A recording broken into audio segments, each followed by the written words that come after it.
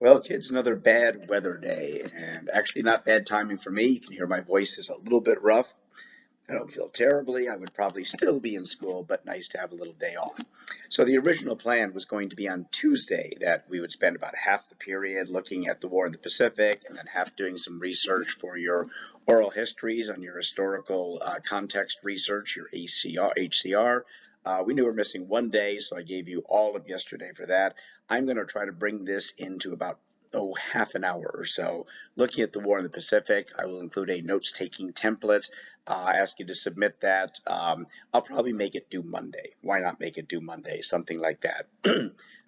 Even though I would recommend just knocking it out today. But anyway, small assignment, minor assessment, but you get the idea behind it. So quickly, looking at Japan going into World War II. Very crowded, 65 million people back at the beginning of World War II, the size of California. And one thing about Japan, they don't have oil, they don't have coal, they have almost no natural resources.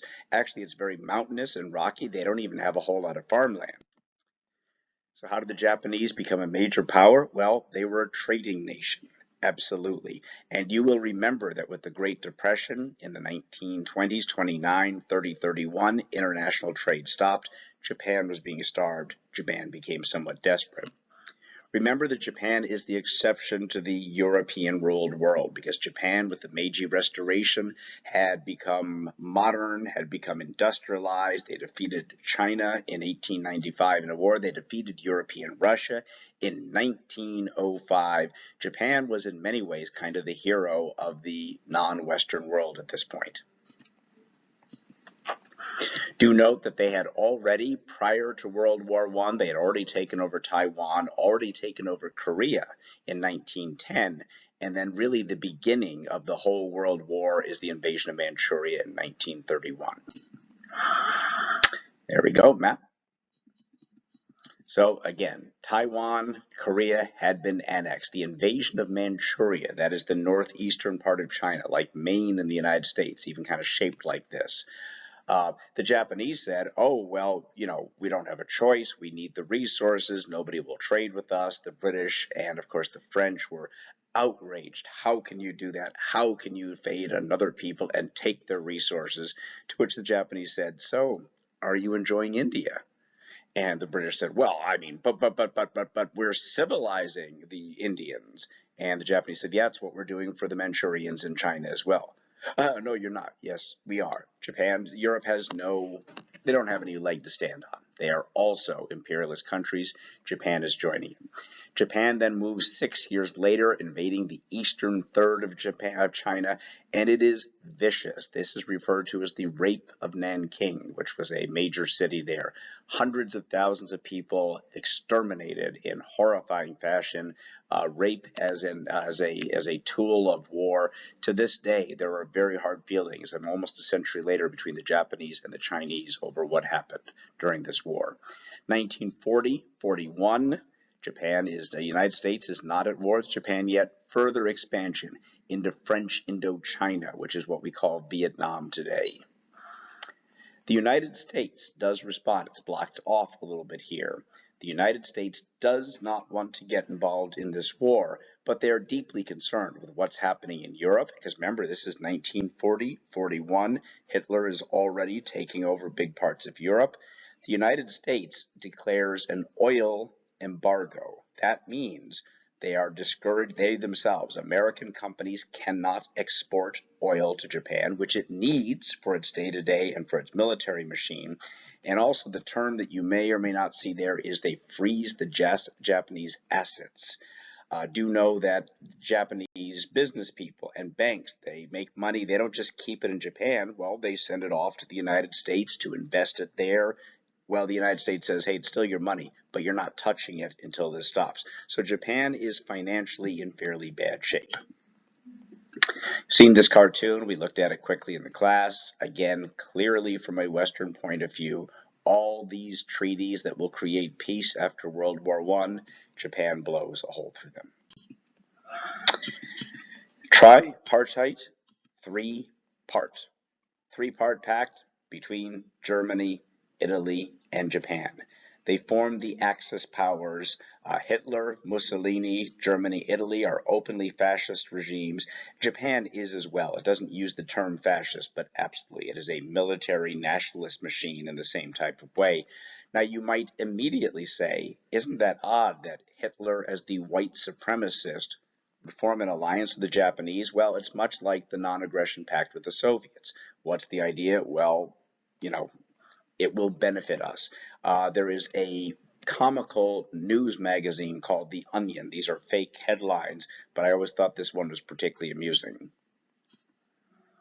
Japan forms alliance with white supremacists in well thought out scheme, well thought out plan. It does seem kind of strange that Japan would do this because Hitler considered the Japanese to be an inferior race of people from his own ignorant background.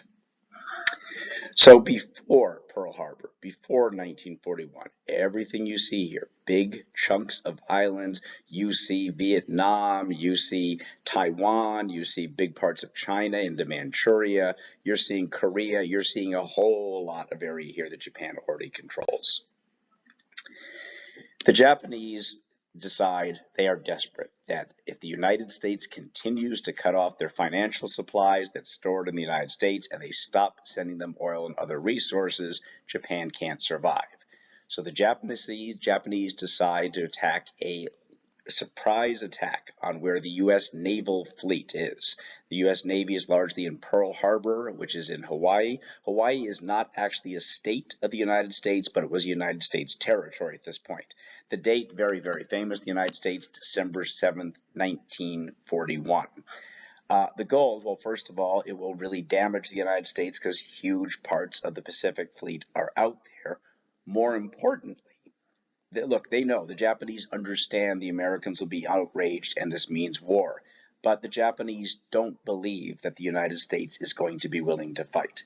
That, remember, the United States is a democracy where the people rule. The people will be too afraid of getting hurt, of dying, etc. So the Japanese plan really is stick it to the United States, knock out the fleet, enrage the United States. Maybe there's a few months of war, and then we can negotiate, we can apologize, we can reimburse them, etc., as long as the United States allows us to access our money again.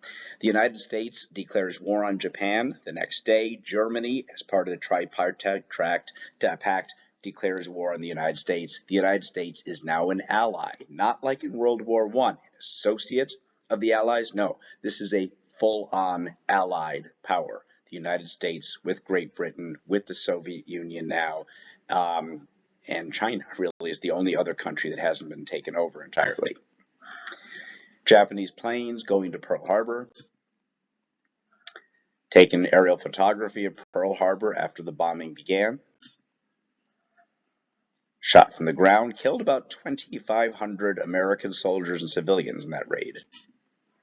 There's the USS Arizona, and you know what? If you want to see the USS Arizona, you can still do this today. It sank with all the sailors on board. It is there, still under the water. It was never pulled back out, and there was like a glass floor, and you could walk out into this and look down the wreckage of it, kind of a memorial, I guess you would call it. Look, the United States are not ready for this war. And all the early battles, the Japanese just go. They take little islands, Guam and Wake Island and Hong Kong, Thailand, Malaya, which becomes the country of Malaysia, Burma, modern-day Myanmar, Singapore, the Dutch Indies, modern-day Indonesia.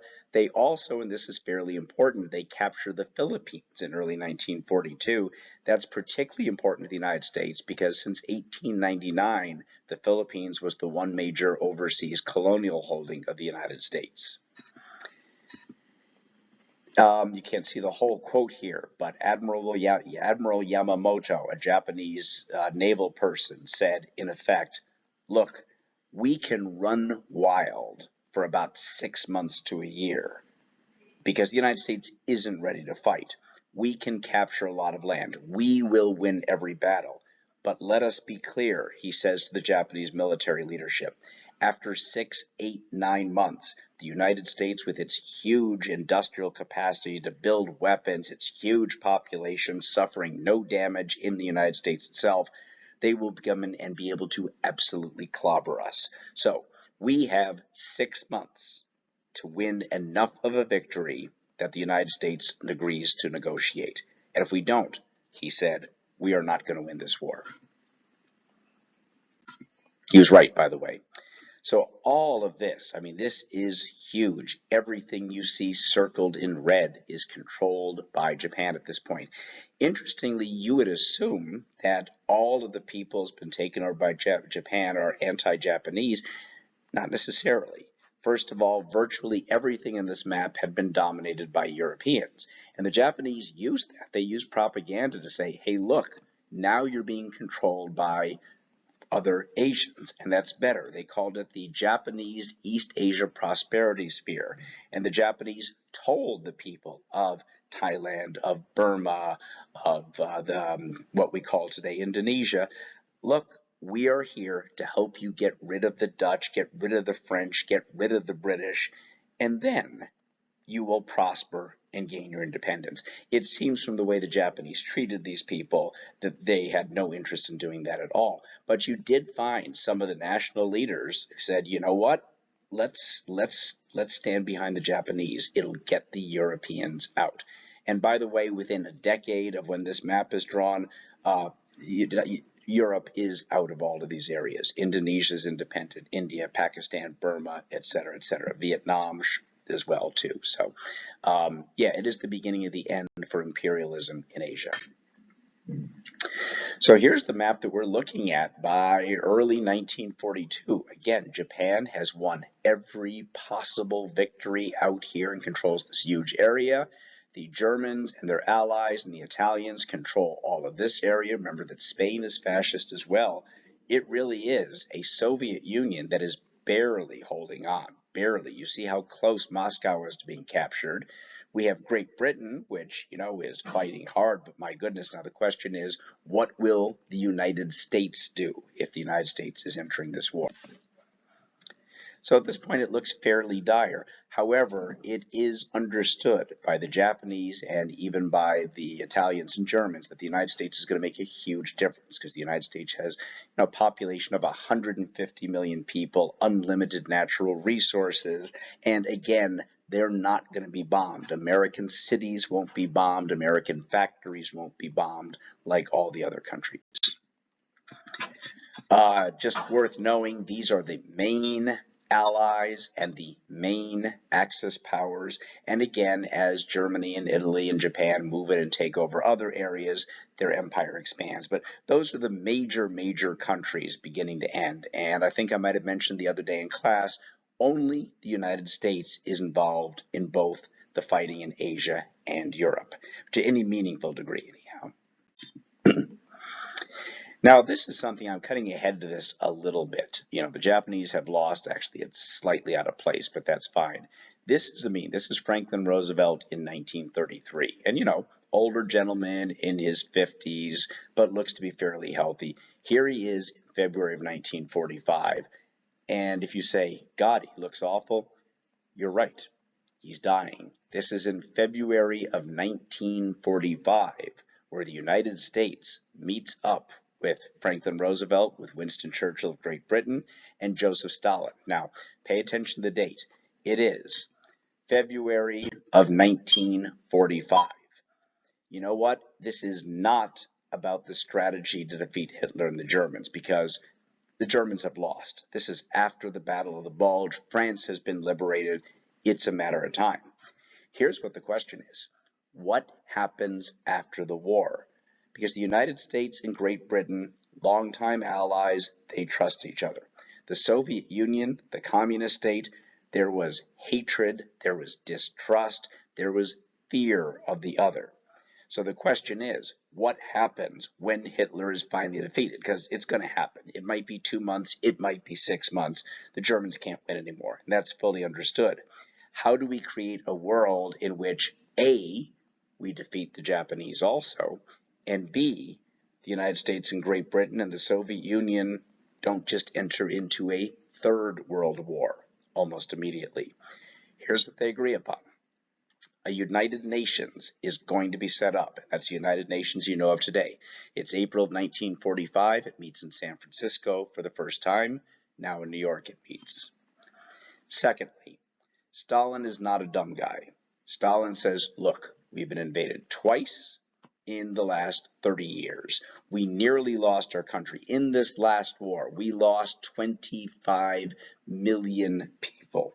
This is not going to happen again. So, when we set up the new governments in Eastern Europe, we have our Romanias and our Polands and our Czechoslovakias and our Hungaries, we will have primary influence there. Now, Roosevelt says, no, Mr. Stalin, you are going to allow them to openly and freely elect their own leaders? And Stalin says, oh, of course.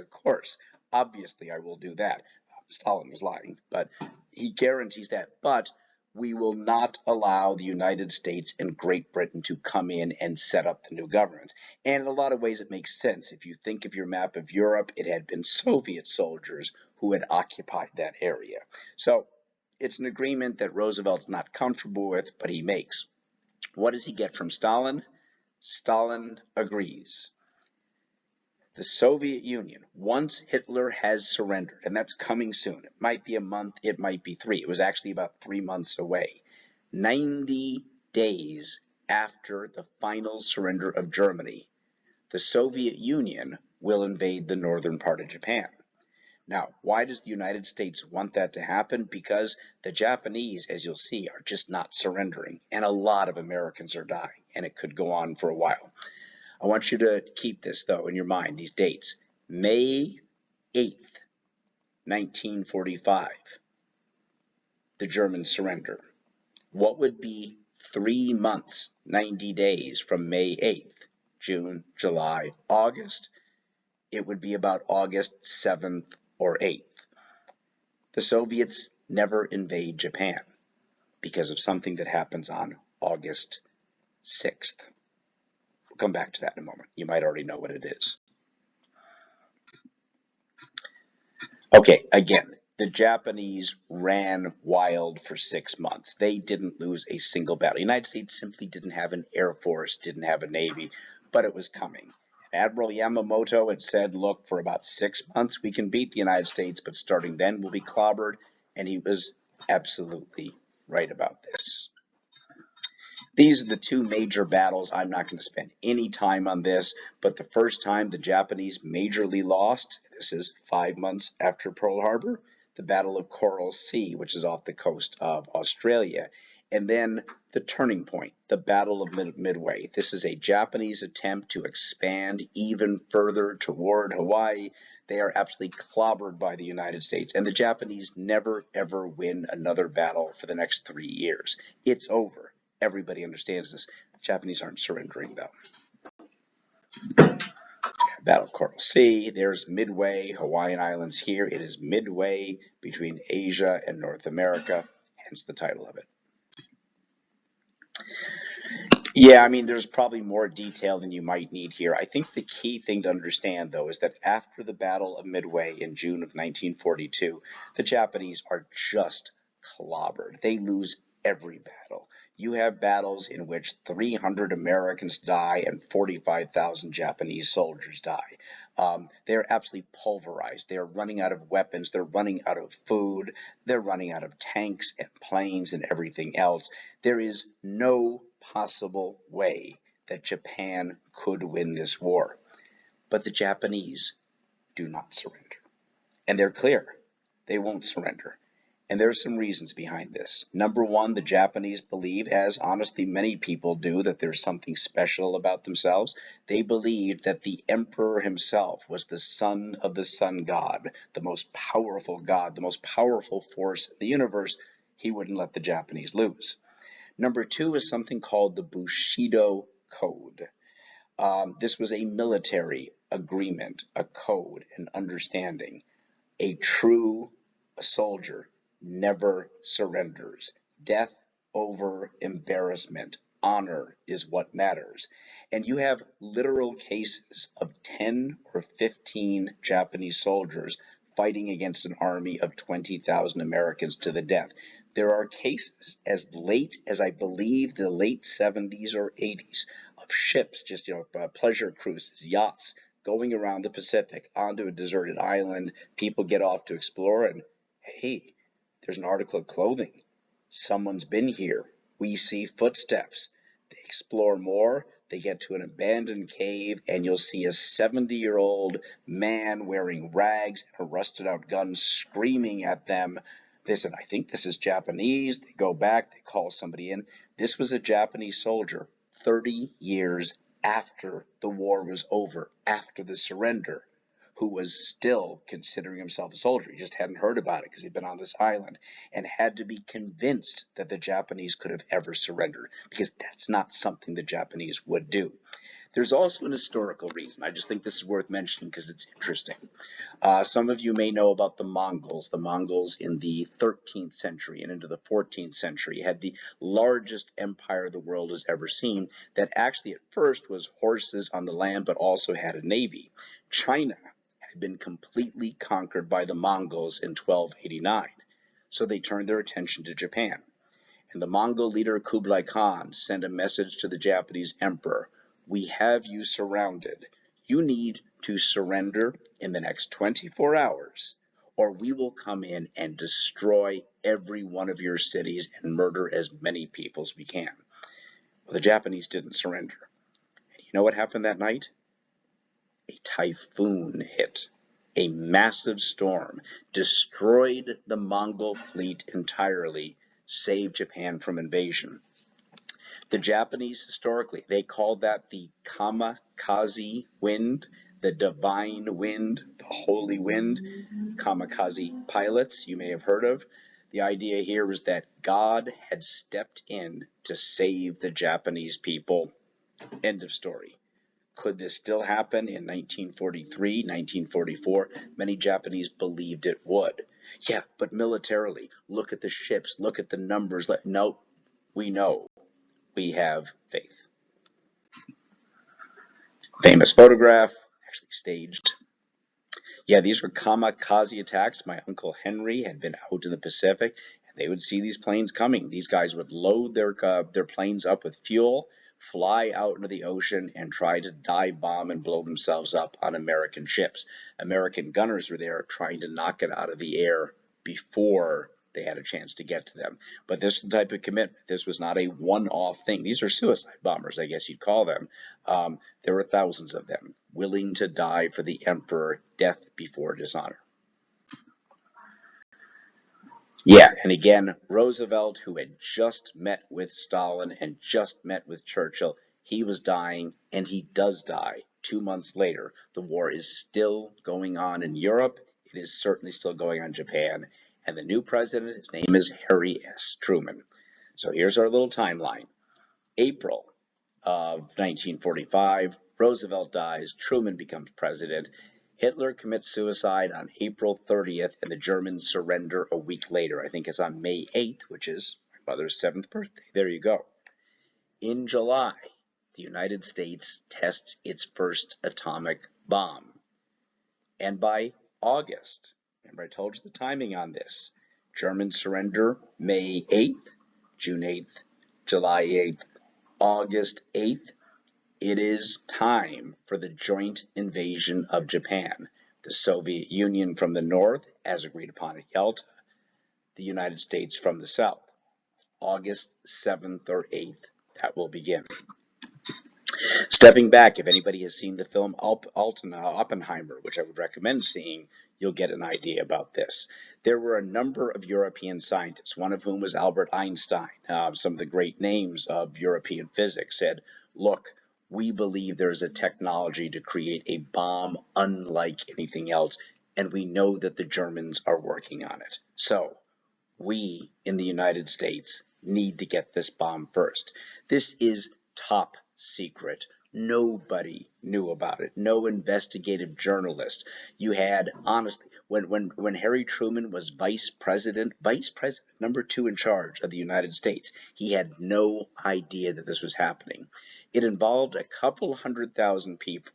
They were simply told by the military, look, do your job. Fire these photons at this energy field. Don't ask why, just do it. If you have any suspicions, shut up. You don't talk to your wife about it. You don't talk to anybody. There were literally about a dozen people cleared to this. $2 billion, the money was found to make it happen. The bomb was tested successfully in July of 1945. It worked. Do you use it? Do you not use it? Well, the United States does use it.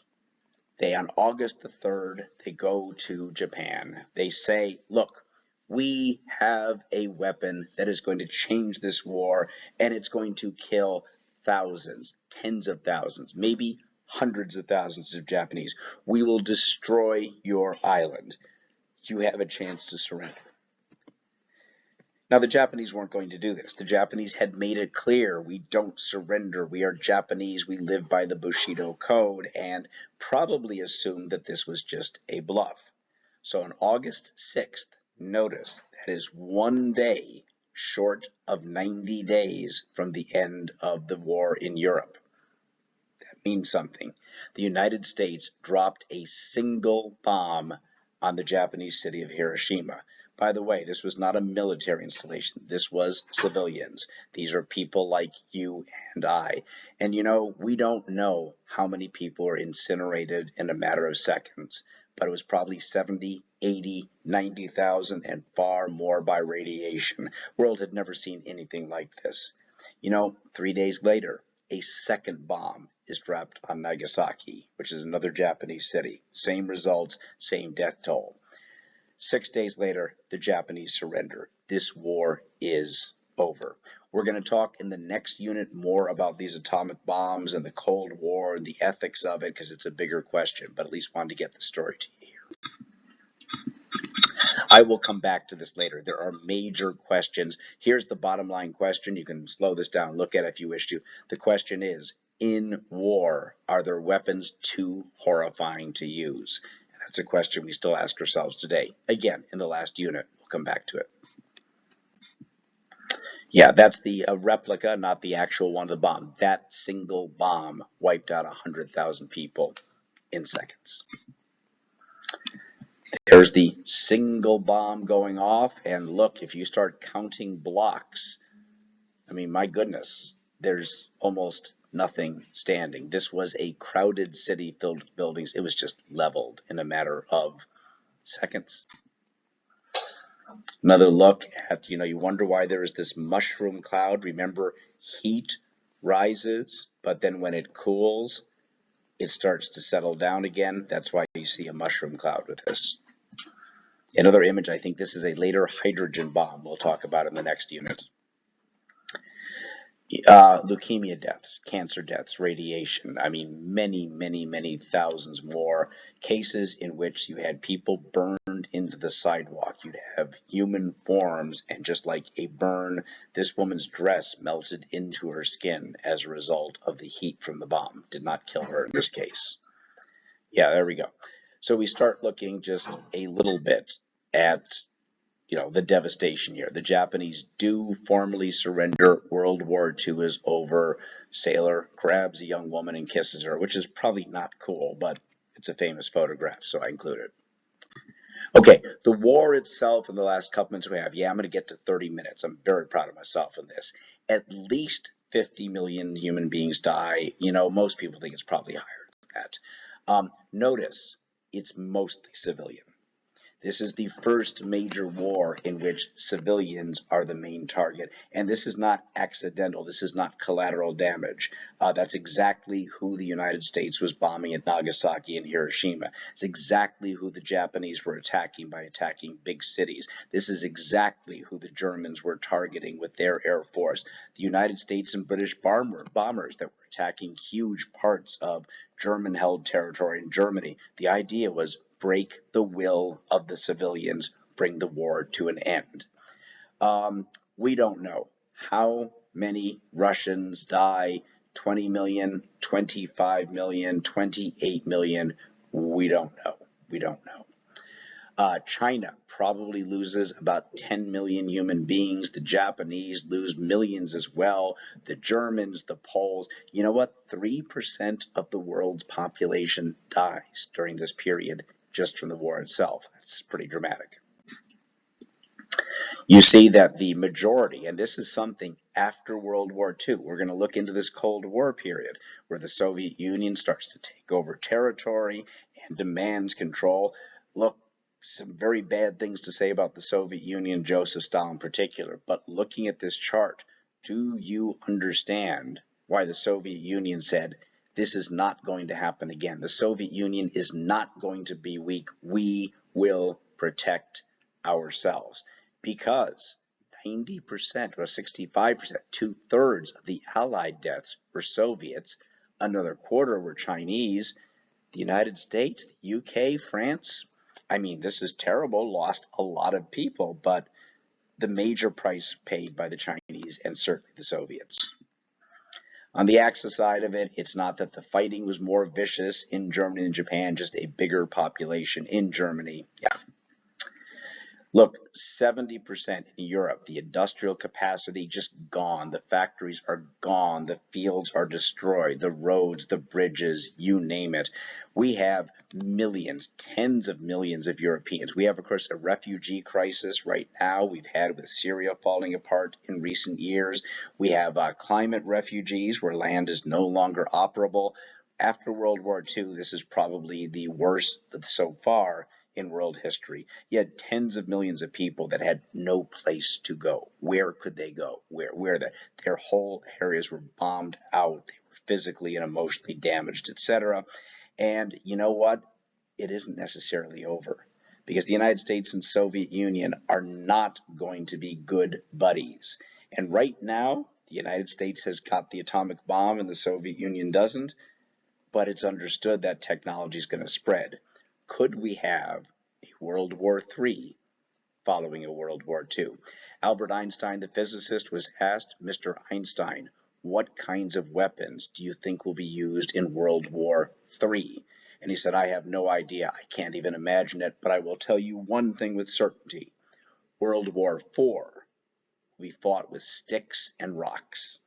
In other words, if there's an all-out war again, we're back to the beginning of civilization. We're back to caveman days. Fascism, over, discredited, coming back in today's world, which is something I would not have expected to see. But for the most part, what you've got is a weakened England, a weakened France, a weakened Japan, a weakened China. You've really got two major powers left. You've got the United States, the capitalist democracy. You've got the Soviet Union, the communist state, and the two of them become the two dominant powers for the next 45 years. And a period we're going to study next called the Cold War, there is constant conflict, and at times it gets very scary. Because again, right now the atomic bomb exists. By 1949, both sides had the atomic bomb. By 1952, 53, they have hydrogen bombs. And you saw the damage done by that atomic bomb at Hiroshima. The bombs we have today, some of them are 800-900 times more powerful. And there are tens of thousands of them out there. So, and just a few last images. This was a German city, no military value, 60, 70,000 people just wiped out. Warsaw, Poland, a church, and that's it. That's an inner city. And probably for me, the Russian winters, this is the photograph of World War II. You see these Russian peasants, the cold of it and the barrenness of it. A lot of what kills civilians isn't necessarily a bomb or explosive. It's freezing to death, it's starving to death, etc. Okay, got in at 34 minutes. That's not too bad. Take some notes on this, submit it. You'll do well on that minor assessment. Hope to see you in the next class period. Bye.